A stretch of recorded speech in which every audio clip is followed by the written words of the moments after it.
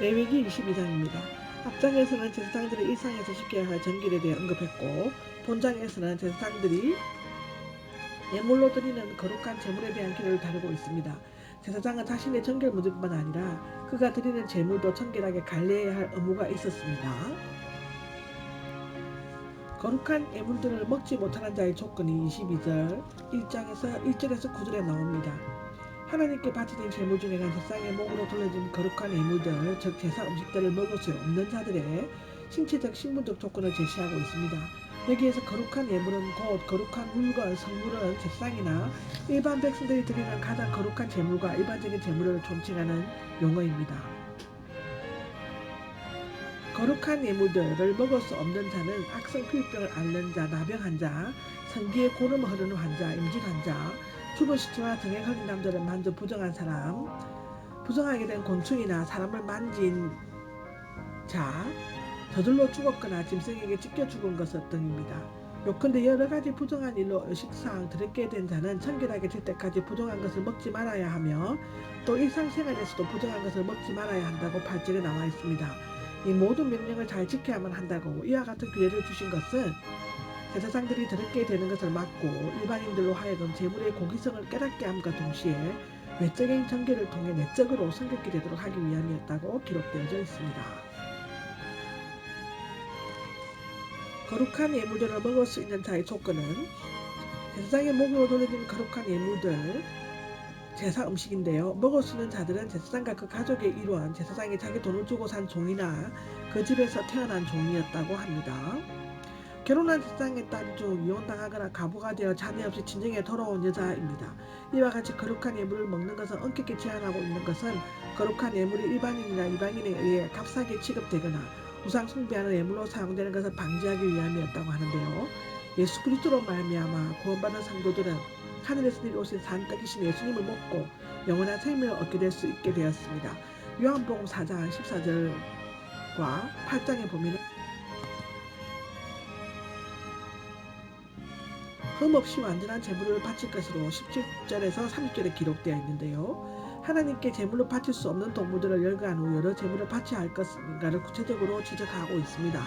수컷으로 흠이 없는 것을 바쳐야 한다고 17절에서 21절에 기록되어 있는데, 그 이유는 그 제물만을 하나님께서 기뻐 받으시기 때문이라고 합니다. 제물에는 드리는 자의 마음과 정성이 들었기 때문인데요. 사실 흠없는 수컷 제물을 고르는 것은 어려운 일이었지만 하나님의 명령에 순종하여 전적으로 헌신하신 마음과 참된 믿음으로 바칠 때 하나님께서 기쁘게 받으실 것이라고 합니다. 이 제물은 우리의 죄를 대속하신 흠없고 완전한 제물이신 예수 그리스도를 예표하고 있습니다. 흠이 있는 제물을 바쳐서는 안 된다라고 나와 있는데요. 여기에 구체적으로 언급이 된 흠이 있는 제물은 바로 앞부분에서 제사장이 될 수 없는 자들의 조건과 비슷합니다. 흠이 있는 짐승은 거룩하거나 온전한 것으로 여기지 않았으므로 여호와께 바쳐서는 안 되었다고 기록되어져 있습니다.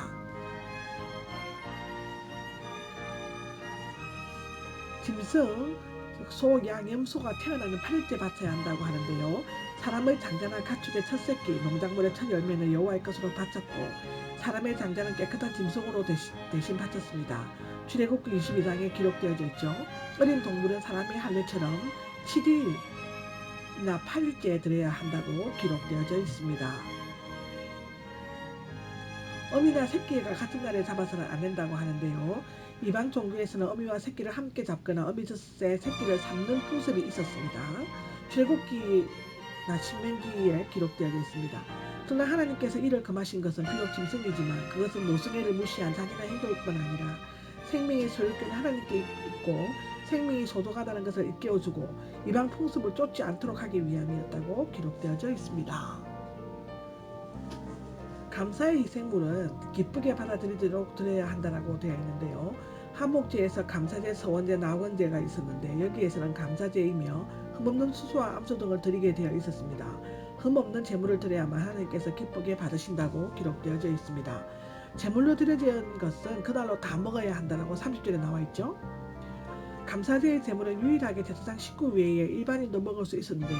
이것은 이웃 간의 화평과 화목을 위한 제사였기 때문입니다. 그러나 이 제물은 서원제, 낙원제, 즉 이틀 동안 제물을 먹을 수 있었습니다. 달리 그날로 다 먹어야 했습니다. 성원제와 나건제는 이틀 동안 먹을 수 있지만 여기에 감사제는 그날로 다 먹어야 한다고 기록되어져 있습니다. 계명을 지켜야 할 이유는 본장의 결론으로서 계명을 지키라는 명령과 이스라엘의 백성을 택하신 목적이 언급되고 있습니다.